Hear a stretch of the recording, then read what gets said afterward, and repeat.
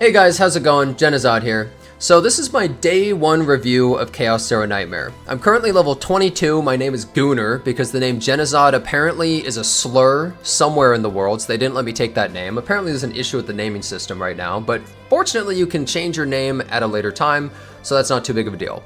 But let's talk about Chaos Zero Nightmare. This is a game that I have been anticipating for about a year.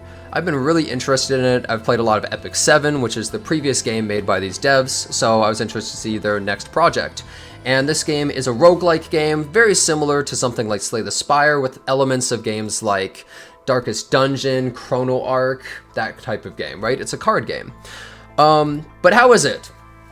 Well, so far, I think it's pretty damn good. And let me explain the good and bad things. Let's start with some of the bad things. So, the beta had some really big issues. For instance, its translations were so bad that some cards were near incomprehensible. Some cards still have some translation issues. They have not fully fixed them. Sometimes it'll say like 3 different types of stuff. Like if I look at some of my characters, for instance, I believe Mika has a card that is similar to this. It has Wave. So gain 1 wave, and then it has Tide. If wave is 3, gain action points and reduce wave by 3. But so you get Tide buff, I guess, with wave. But then if you look at some of these other characters, for instance, if I go to, I believe, Calipe, she has a card, so she used to have a big mistranslation on this ability, Vulture Ejection, where you didn't understand that this card was using Vulture Ejection, and there were all sorts of problems. So many issues, by the way. I think Orlia has some of her cards not really make full sense. You'll read a card and it'll be completely incomprehensible. Anyways, the point is, you get that. So that's still one issue. Also, the PC client that I'm currently using through Stove has a million issues. First of all, it's just not really a good client. The Stove client's always had problems, and it doesn't really run amazing. Some people, their computers have issues with it. Also, it doesn't really run the game at best resolution. Some things will be blurry sometimes, which is frustrating. It doesn't have a bunch of keybinds either. The game is a mobile game, obviously, but still a little bit disappointed that they wouldn't optimize it as perfectly. The game Stella Sora is honestly kind of hot garbage with how they're managing the gacha in that game, but its client is god tier, so shame that this game didn't get the exact same treatment. There's also lots of crashes happening. Some people just don't have assets load at all. People have trouble logging in. Some people, it says that it's not compatible for their device, but it turns out that if they download it through something like TapTap, then they can just download the game and run perfectly fine. So lots of dumb little issues like that. That's the main problems with this game. The actual meat of the game is really, really good. Like, honestly, it's been a great time. Way better than the beta was, actually. So, they've made some things more difficult, like advancing in the Arc City, which is basically meta progression, is definitely slower. This research facility is going to take way longer to be able to upgrade. In the beta, you could basically just be spamming this, but they're making it so it's going to be more of a long haul for sure. The actual gameplay is harder, so this might sound like a bad thing, but they basically nerfed, like, almost every character that was really strong, and even some characters that were just medium. So basically, almost everyone got nerfed across the board, except for some characters that were really weak, got a little bit of nice changes. But if you compare the skill sets from the beta to release, almost all of them are different. And some characters, for instance, Calipe, basically got gutted if you compare to her to previously. She's still really good, though. Now, a lot of people are going to hear that and think, that's terrible, that's so bad. I actually disagree.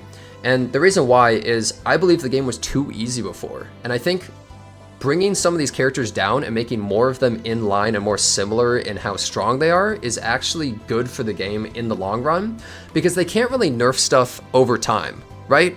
If they nerfed something in a month, people would get really pissed. But if you start with things weaker, and then you could either buff them if they're too weak, or, you know, the power creep will be more gradual and slower, I think that's a better thing than the game releasing and some characters are like triple S tier and some characters are just F tier. I think it's a better way of balancing the game. It's a bit controversial, but that's just my take on it. I recently just had the most fun that I've ever had in this game by doing a Chaos run. Chaos Manifestation right here. So I had done a bunch of these in the beta, and I always enjoyed it, but this was the first time I actually felt like it was insanely difficult and I was doing hard fights with a big run. Because once you unlock difficulty 3 at level 20 account level, it starts getting actually really hard. And you can make it extra difficult if your characters are like this and in despair mode. So the run actually has 2 entire floors. Like I did the whole floor, I was like, okay, I beat the thing, because that's how it worked in the beta.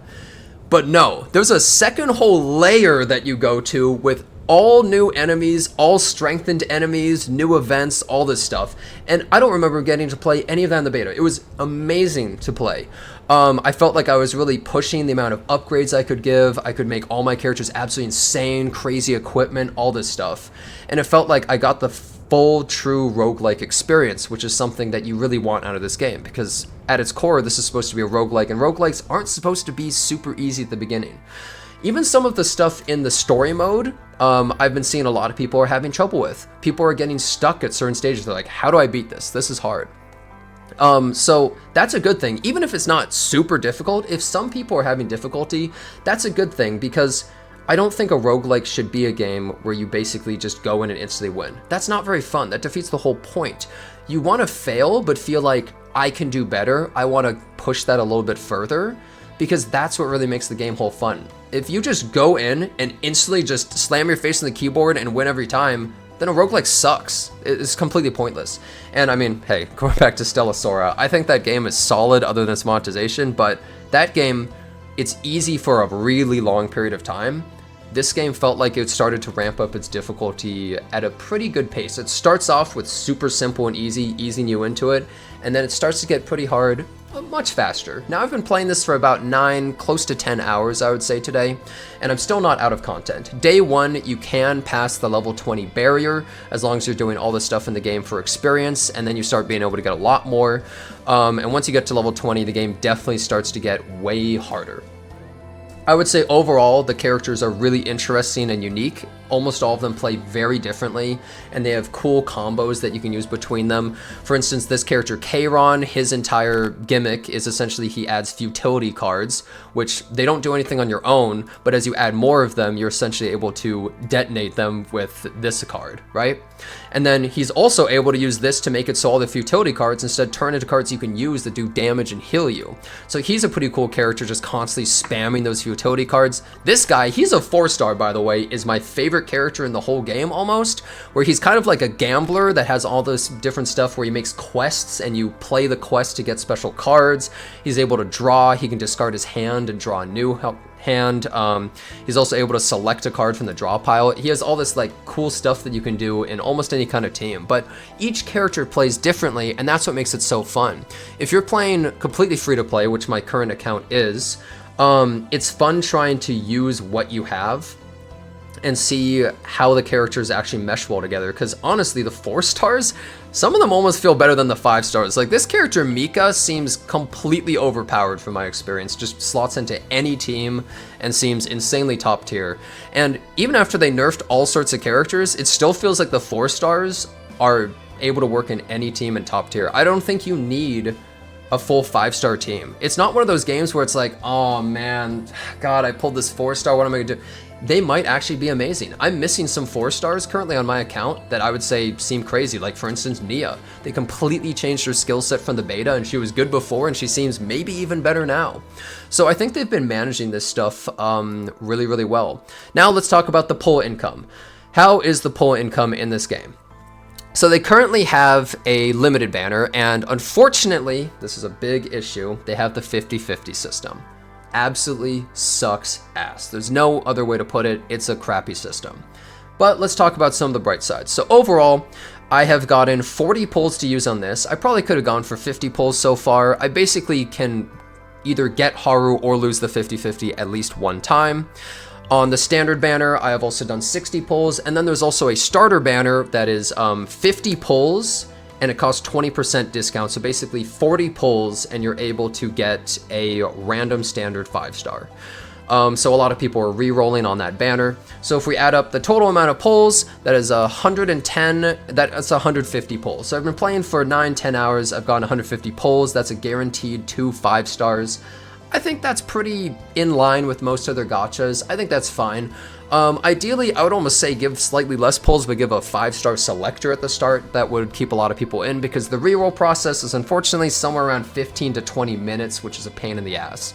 A lot of people are getting annoyed by that, trying to fish for certain characters, and every time they get like the furry Hugo, they get mad, or they get Luke, they get mad because they wanted a big bimbo waifu. But, you know, it is what it is. That's just how things are.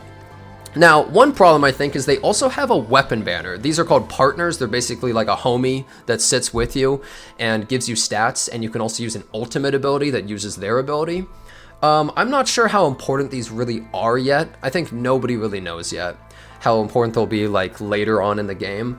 But I don't think many people are pulling for these unless they're kind of a whale. We'll have to see what the actual pull income of this game is over time. But as of right now, I don't think people are really going for these. But it kind of sucks that you have a banner to pull for weapons like this. That said, at least it's a 100% banner. At least that's good. Oh, by the way, also banners do carry over the pity. Thank God. Then you also have this banner. So this is a bit of a weird banner, and I'm assuming you're mostly going to earn this currency from in-game rather than buying it, but you essentially can get these cool little discs that you're able to use to upgrade a character's skill, but it doesn't upgrade its strength or anything. I've only gotten one of them so far, and I used it here. It upgrades the card to make it foil and animated. That's about it. It's kind of cool. Also, when you're pulling on that banner, you can get random 4-star characters and 4-star partners as well. So like, you might get something cool, like a cool dupe for a character you're missing or something. But if you get these for characters you like, it's kind of cool. I think it's a nice addition to the game, even if it's not changing anything with gameplay. I think cosmetics are always an awesome thing. And I'm sure whales will spend a bunch of money to try and get exactly what they're looking for. So overall, I would say day one impressions, I think this game is really good. It's honestly better than I expected. I was a little bit worried because I was worried about the complexity. I was worried about the difficulty, but I think that through changing all the units, they actually added more complexity. And I think that the difficulty definitely is there. We'll have to see how it is later down the line, but right now as I speak, I feel like I've been able to do content that was really pushing me to play as well as possible. Like I'm going down to 9 health against some of these elite fights, and I'm getting these crazy combos where it's like, I use 3 skills on Mei Lin, and then I use Cassius to like redraw my hand, and then I use Mika to get more AP points to play more cards, and I use her ult to get more. Look, I've been playing for 10 damn hours, oh my god.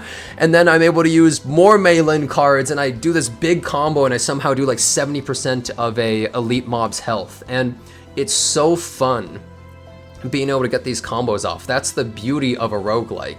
Like you have all these games like Mega Bonk and all this stuff that are fun, just dopamine injecting into your veins, and I was getting the same kind of feeling through some of these runs that I've been doing, where it's actually just really exciting, like, oh, what upgrade am I gonna get? There's so much RNG in the runs of upgrading cards to different ones, like I was able to upgrade some of these cards to do just completely unique abilities with these epiphany systems, and then sometimes a god will bless the card in the run and you get like a crazy super version epiphany that doesn't even show up here, depending on which god blesses it.